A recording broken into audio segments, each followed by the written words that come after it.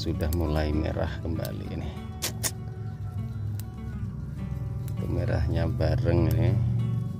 Ini yang ke bawah yang tidak dikasih tali salar karena tidak dipasang tali salar, mudah-mudahan saja tidak roboh. Tapi alhamdulillah sih sudah hampir tembus.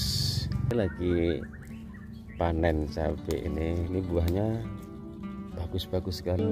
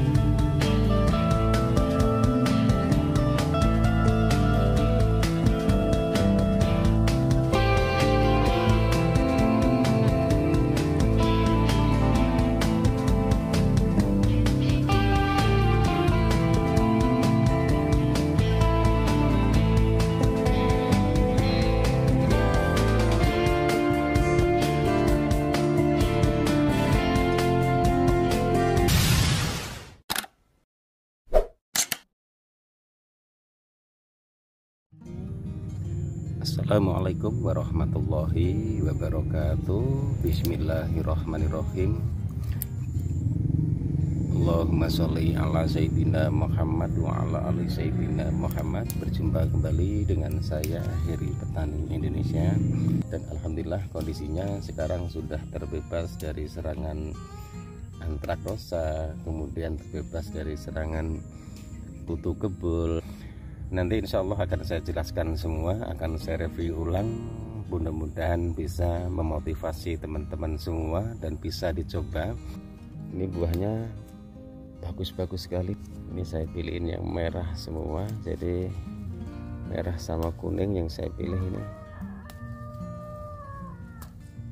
Itu buah-buahnya sangat bagus sekali teh.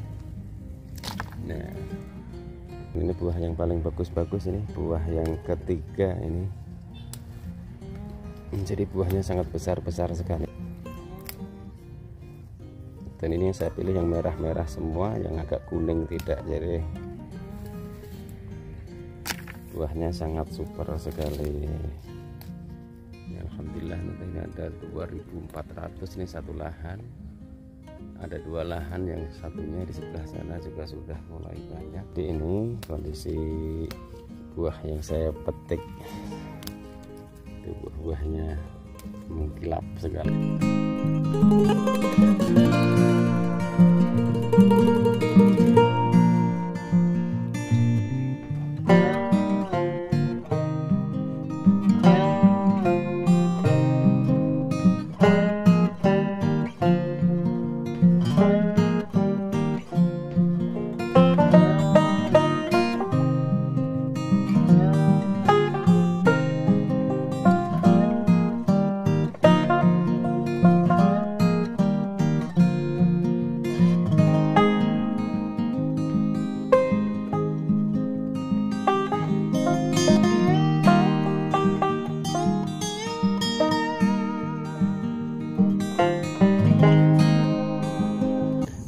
Tanaman cabai roket ini sejarahnya cukup banyak sekali teman-teman.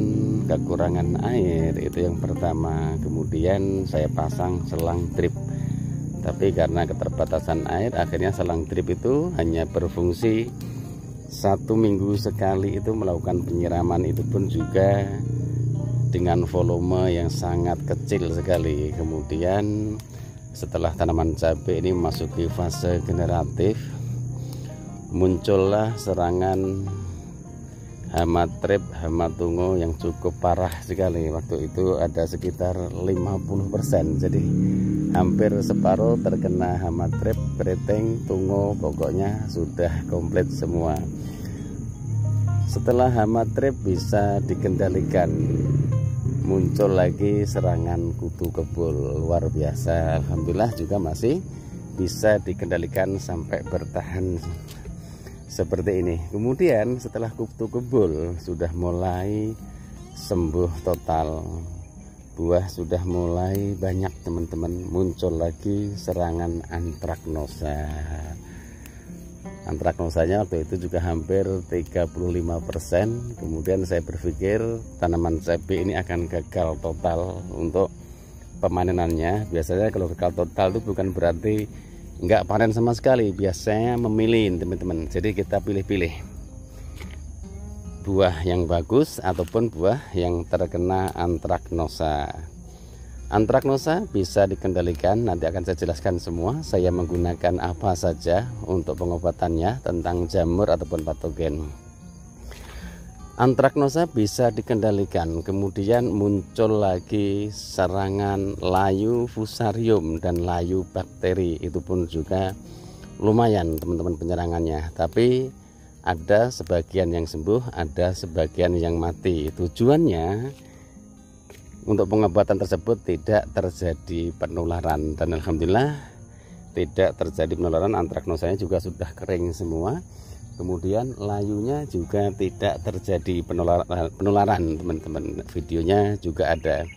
Memang ada yang tidak sengaja ataupun memang sengaja tidak saya cabut, tujuannya untuk perbandingan. Nanti akan saya jelaskan semua, saya review ulang lagi agar teman-teman juga bisa ikut mencoba untuk mengendalikan serangan patogen ataupun jamur, entah itu bakteri ataupun yang membuat tanaman cabai kita terjadi layu fusarium, karena itu sangat membahayakan sekali, bahkan bisa sampai gagal total yang berhubungan dengan patogen jamur, entah itu antraknosa, layu fusarium, layu bakteri, busuk pangkal batang, bercak daun. Pokoknya banyak sekali kalau kita berurusan dengan patogen ataupun jamur. Jadi penanganannya harus benar-benar serius teman-teman, tidak boleh hanya sekedar saja waduh mentang-mentang buah cabai bagus kemudian juga lebih fokus ke pemanenannya. Jangan, karena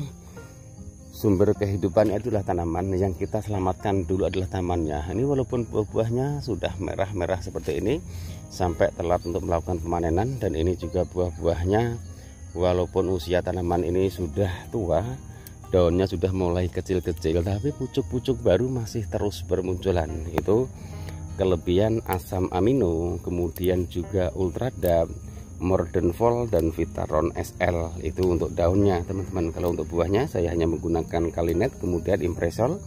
Untuk kalsiumnya saya hanya menggunakan nutrisi Manohara. Kemudian untuk kocorannya saya menggunakan Kalha. Kemudian juga tidak hanya menggunakan fungisida sistemik, tapi juga harus menggunakan fungisida kontak. Jadi bermacam-macam tata cara petani, tapi mereka semua selalu berusaha untuk menggabungkan beberapa jenis. Tapi kalau menurut saya hanya satu fungisida saja sudah cukup untuk sekali spray, kemudian penyempraian berikutnya diganti, entah itu menggunakan fungisida sistemik ataupun kontak. Kemudian yang ketiga adalah menggunakan bakterisida. Itu kalau menurut kami sudah cukup teman-teman. Nah, ini buah-buahnya seperti ini. Kemarin juga sudah sangat parah sekali. Jadi nanti di sini saya bicara hasilnya, kemudian penanganannya, pemahaman masalah antraknosa itu seperti apa. Soalnya ini sudah nyambung, jadi bedengannya ini sudah nyambung teman-teman. Padahal jarak antar bedengan ini 95 cm di sebelah sini, kalau sebelah sana itu 1 meter. Jadi ini buah-buahnya, nih kondisi tanamannya ini hampir semua sama. Jadi tidak hanya seperti sini saja, ini sampai sana-sana juga hutan tanaman cabai. Jadi tata cara saya seperti itu untuk menangani ataupun mencegah serangan antraknosa, karena antraknosa yang sudah mengenai buah cabai kita itu sudah tidak bisa diobati. Tujuan pengobatan itu adalah mematikan bakteri, patogen ataupun jamur sehingga tidak terjadi penularan ke buah yang lainnya. Untuk antraknosa tidak hanya cukup dilakukan penyempraian saja, tapi juga harus melalui akar. Akar itu nanti akan saya jelaskan semua.